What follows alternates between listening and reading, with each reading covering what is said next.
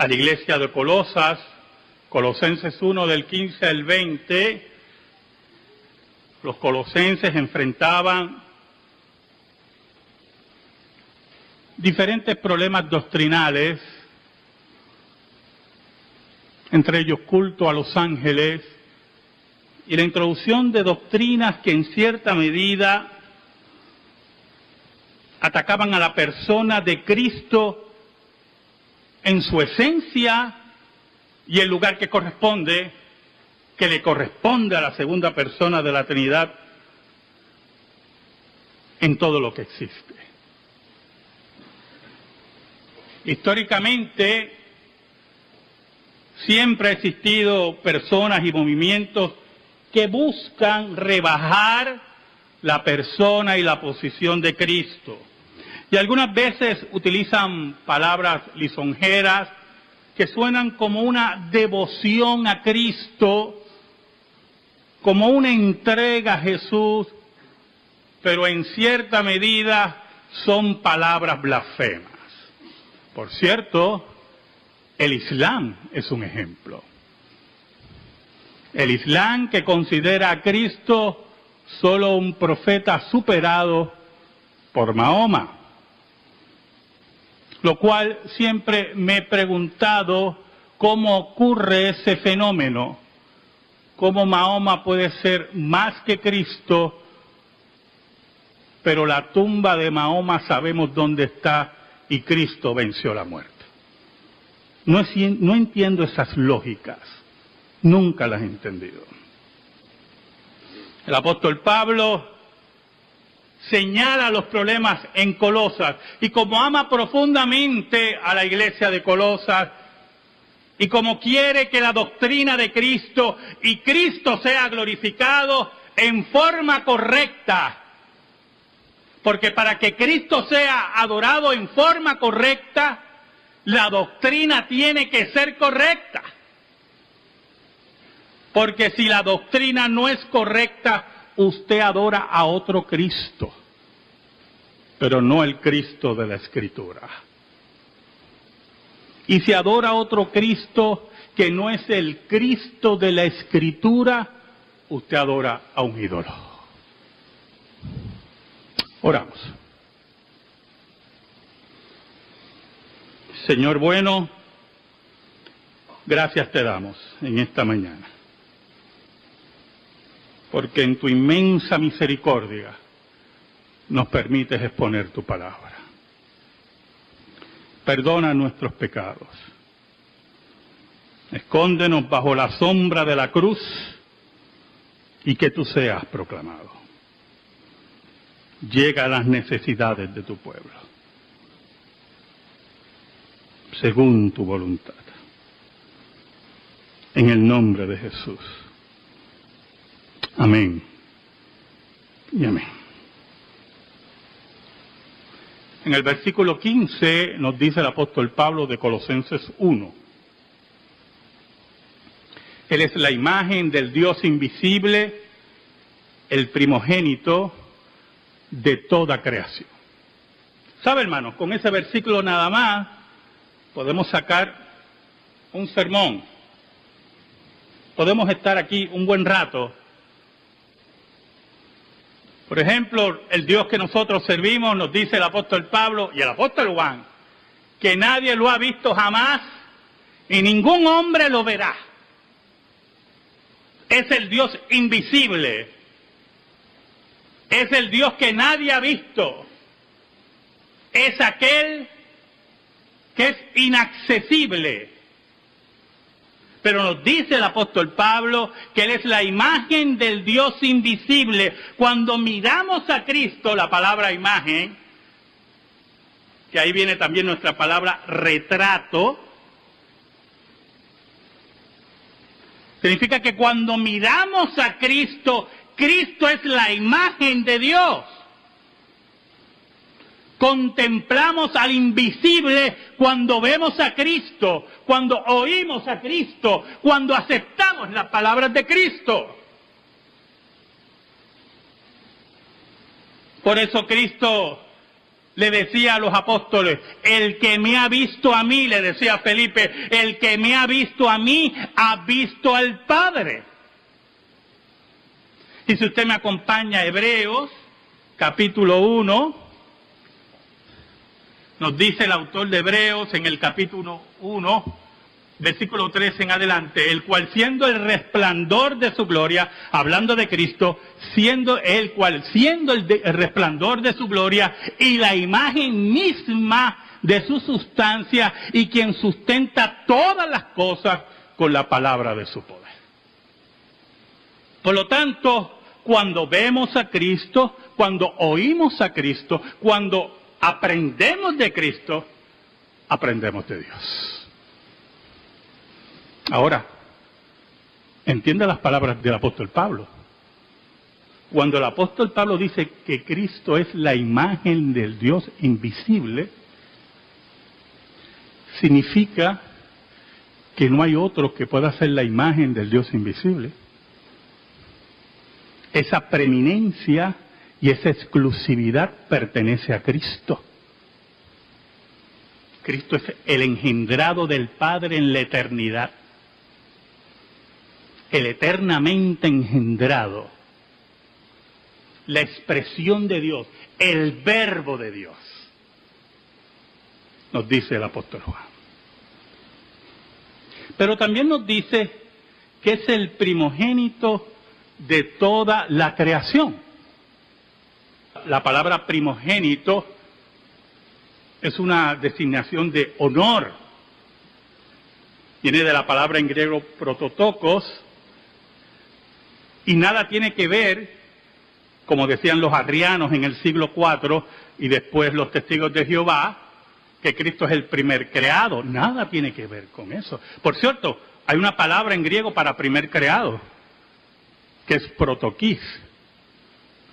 Y si Pablo hubiera querido decir que Cristo era el primer creado, hubiera dicho protokis y no prototokos.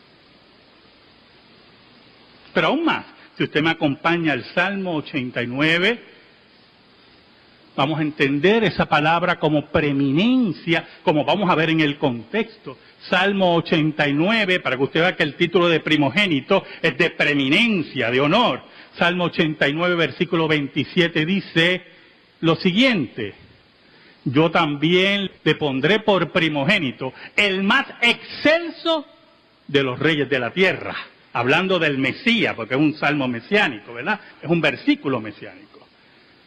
Es el primogénito, es el que tiene la preeminencia sobre todos los reyes de la tierra.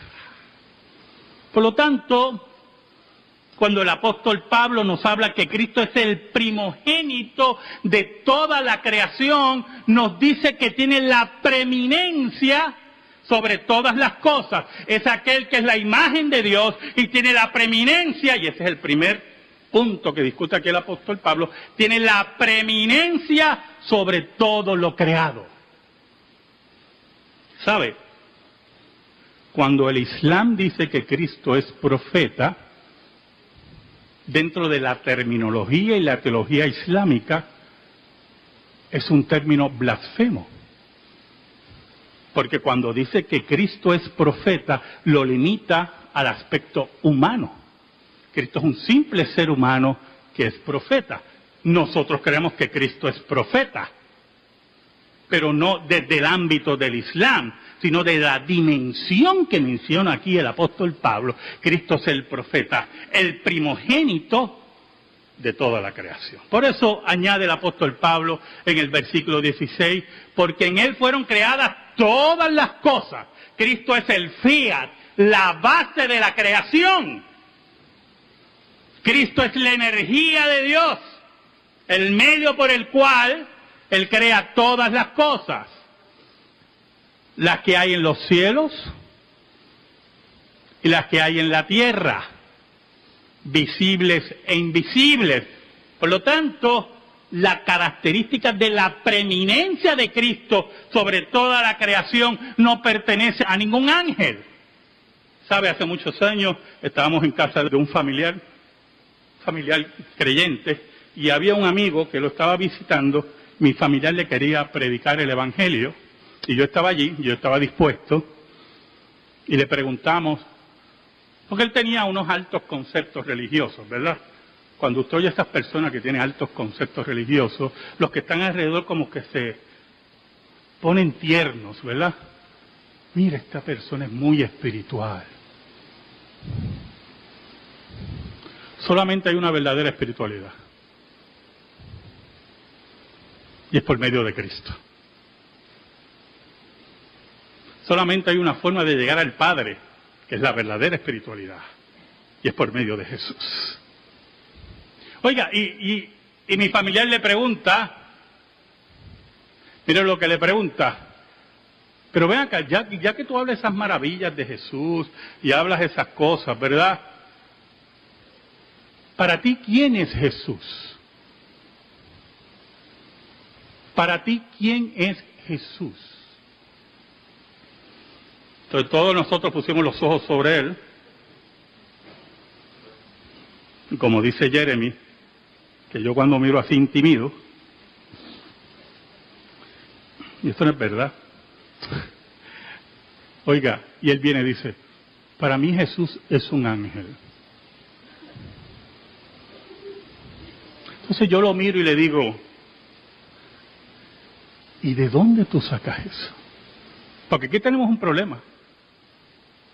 Las opiniones sobre Jesús, escuche bien, las opiniones sobre Jesús tienen que tener una base.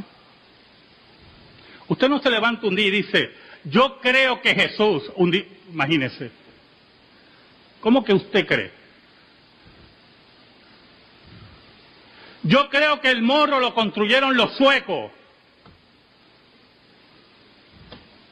Nuestras opiniones deben estar basadas en algo.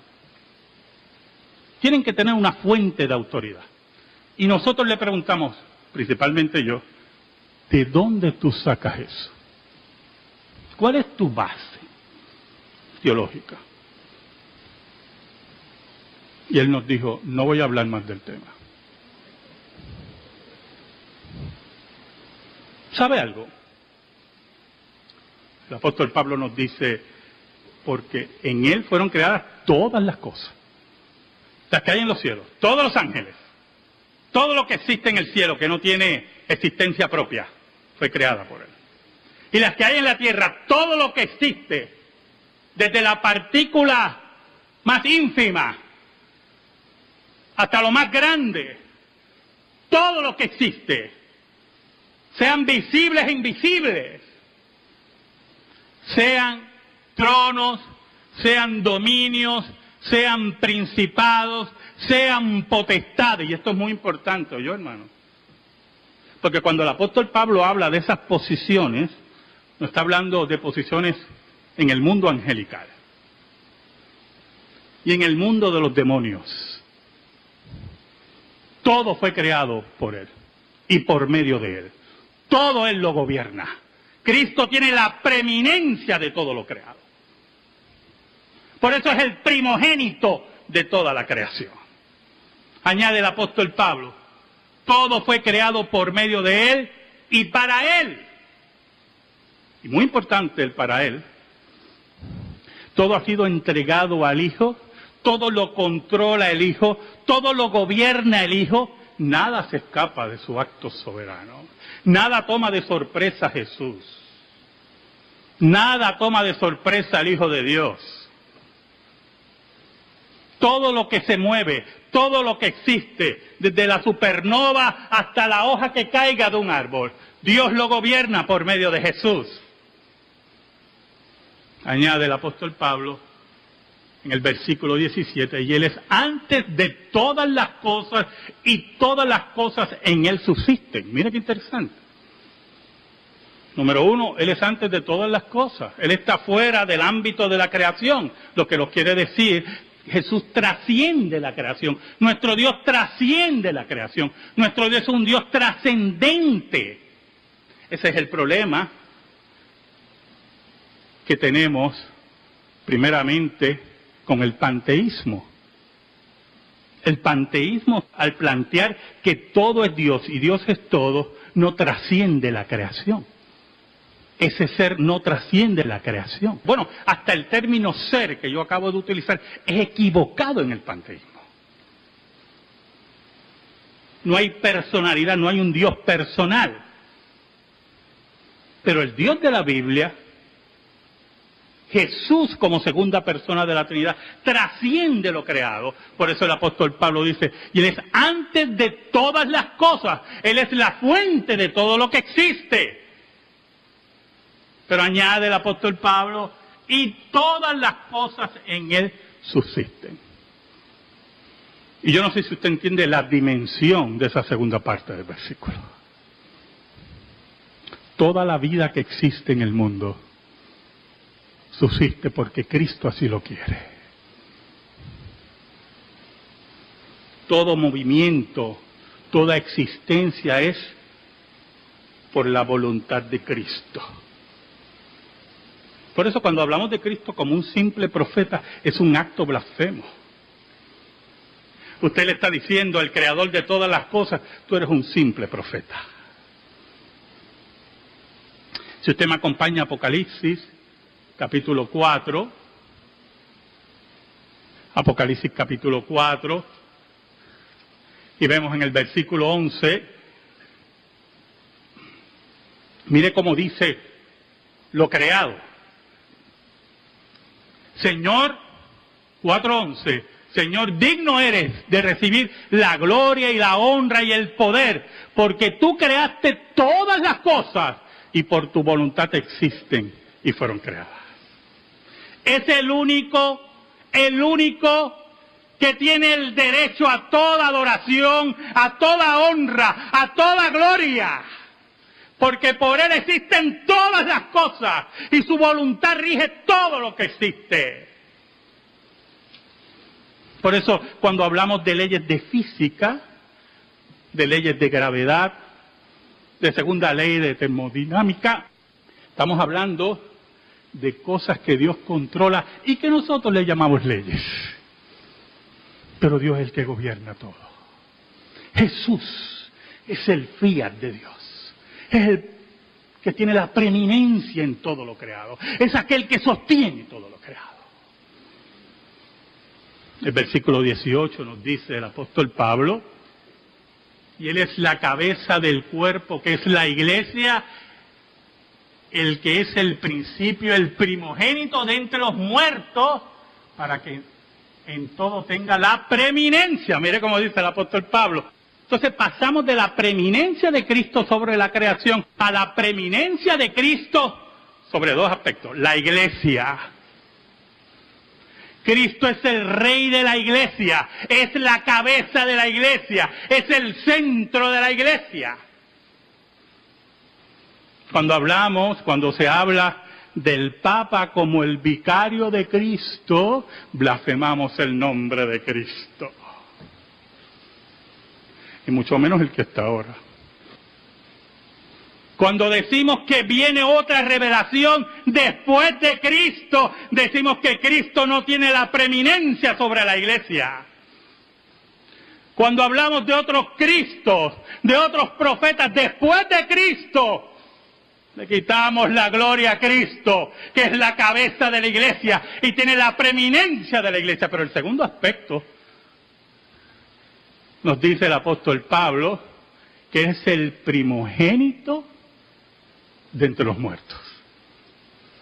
Es el primer resucitado, escuche bien, que no volverá a morir. Esto lo hemos discutido muchas veces en esta iglesia.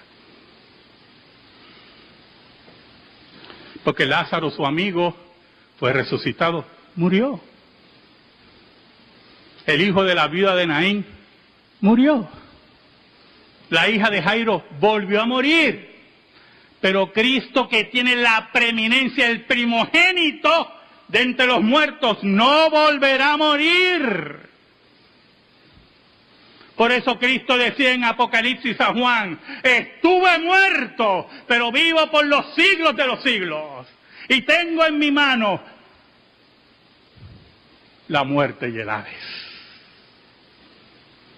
Es el Cristo vivo, es el Cristo que vence la muerte. La muerte no lo puede tocar, tampoco nos tocará a nosotros. Viene un día que seremos semejantes a Cristo, dice el apóstol Pablo, en su resurrección. Pero ¿por qué seremos semejantes a Cristo? ¿Sabe algo, hermano? Hemos dicho siempre aquí, que aunque la gente habla de las maravillas del cielo, de lo maravilloso que va a ser el cielo, no va a haber más preocupaciones, más enfermedades. Oiga, qué felicidad increíble. Y es verdad, todo eso es verdad, no estoy negándolo. Pero nadie se quiere morir. ¿Verdad que muchas veces hemos dicho eso aquí? Nadie se quiere morir. Todo el mundo quiere ir, pero nadie se quiere morir.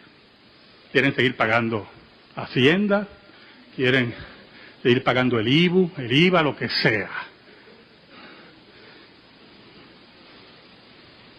Y quieren oír las estupideces de la UNESCO también.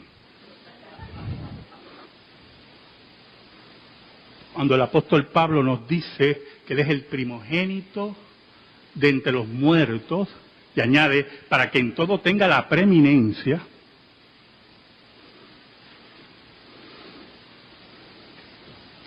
es que tenemos la seguridad que como Él venció la muerte, nosotros vamos a vencer la muerte.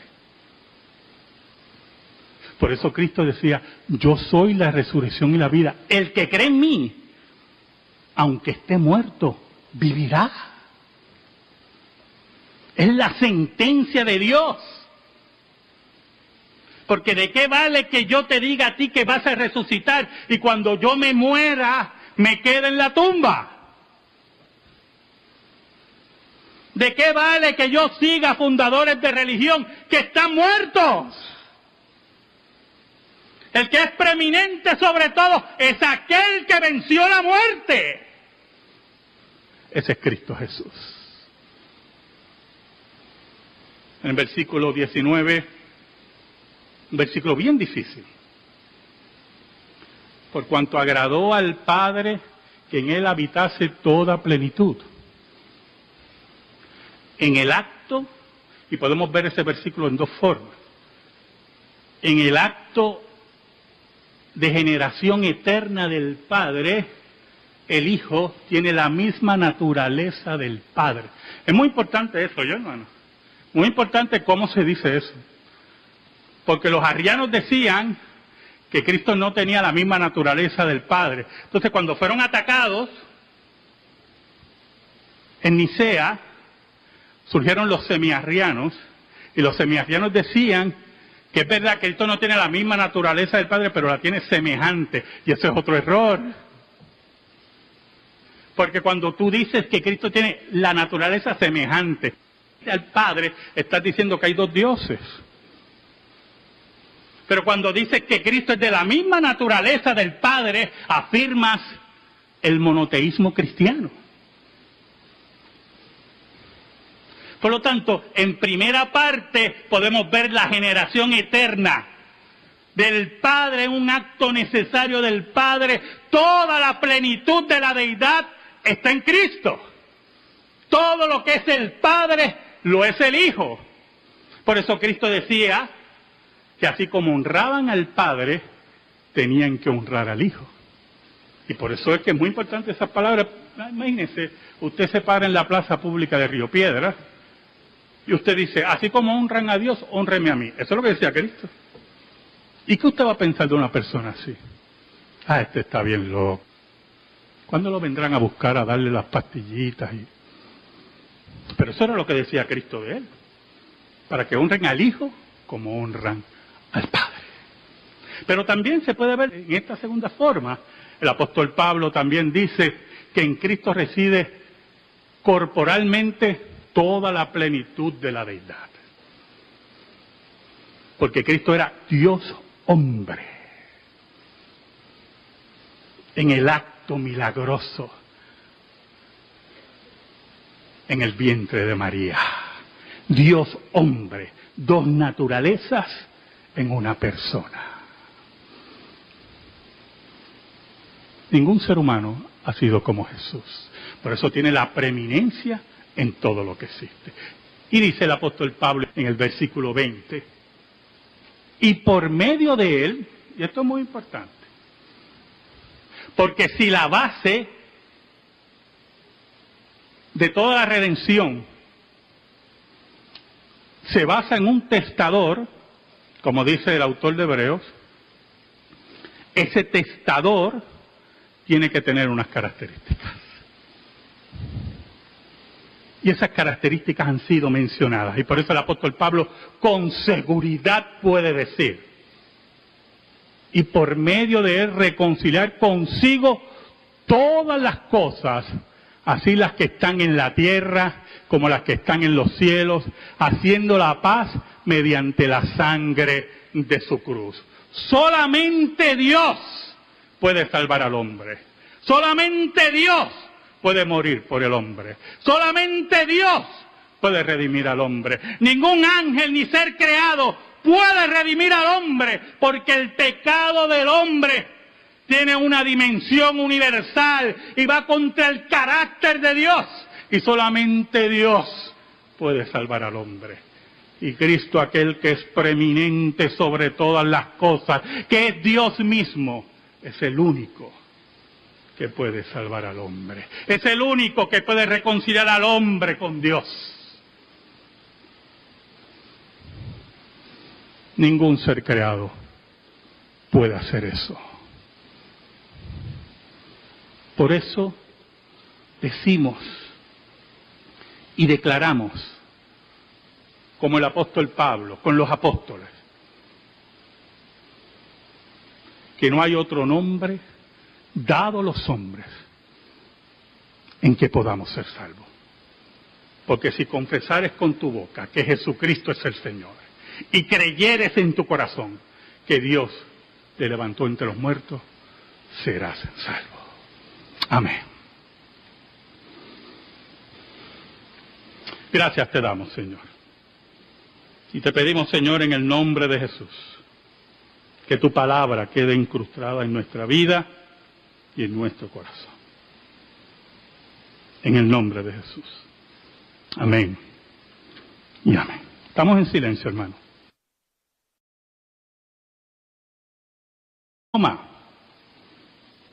Lo cual siempre me he preguntado cómo ocurre ese fenómeno, cómo Mahoma puede ser más que Cristo, pero la tumba de Mahoma sabemos dónde está y Cristo venció la muerte.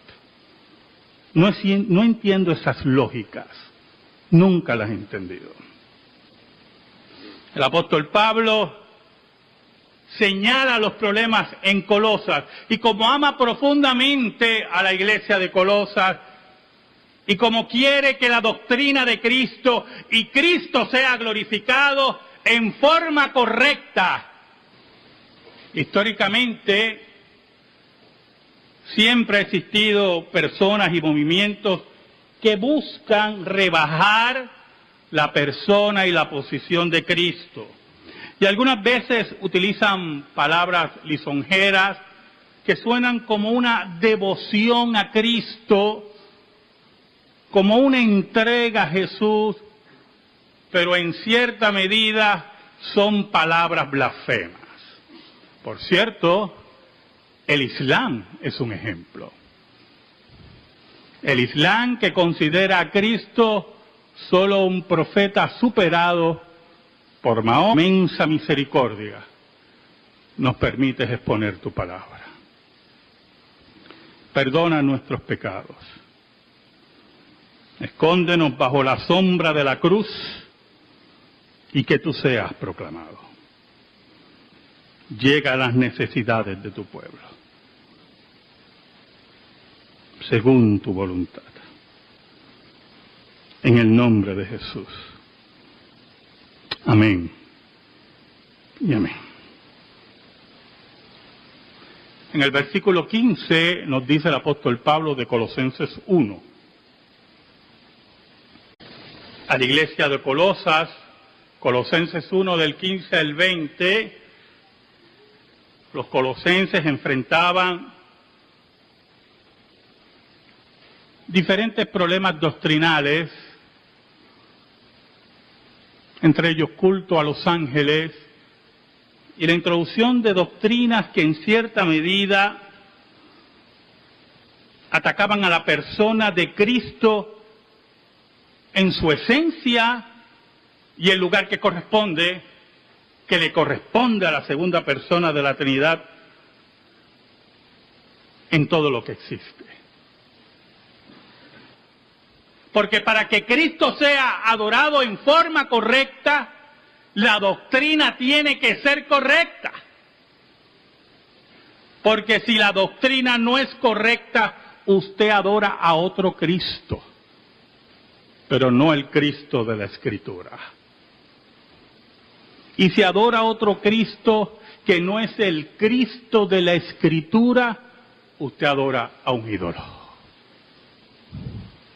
Oramos. Señor bueno, gracias te damos en esta mañana, porque en tu